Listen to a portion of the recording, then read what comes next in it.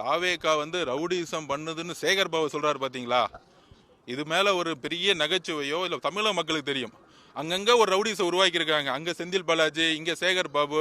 இதெல்லாம் தேர்தல் நேரத்துல எங்களுடைய தோழர்கள் ரொம்ப அமைதியான முறையில, அதுவும் பாத்தீங்கன்னா எங்களுக்கான ஒரு ஒரு நீதி வேணும்னா, ஒரு 4 மாசம் ஒரு கர்ப்பிணி தங்கை அவங்க வீடு வீடா போய் ஒரு சின்ன பேப்பர் கொடுத்து, உங்களுக்கு தாவேக்கா பிடிக்குமா, உங்களுக்கு நீங்க ஓட்டு போடுவீங்க கூட கொடுக்கல, உங்களுக்கு வேற என்னென்ன பிரச்சனை இருக்கு இந்த தொகுதியில ஜஸ்ட் கேட்டிருக்காங்க. உடனே இந்த வட்டத்துல இருந்து நீங்க மாறி வேற வட்டம் வந்துருவான்னு சொல்லிட்டு பிரச்சனை இருப்பாங்க. அதுக்கான காணொலி நீங்க சோசியல் மீடியாலே பார்த்திருப்பீங்க, டிவிலையும் காமிச்சு பார்த்திருப்பாங்க, யார் அடிச்சாங்க, எந்த வட்டத்துல இருந்து அடிச்சாங்கன்னு.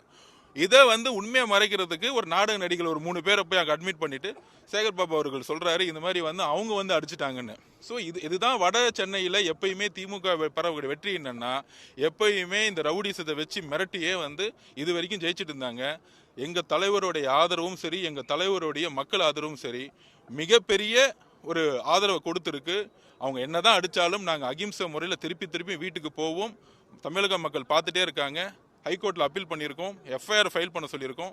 கண்டிப்பா யார் தாக்குனாங்களோ அவங்க மேல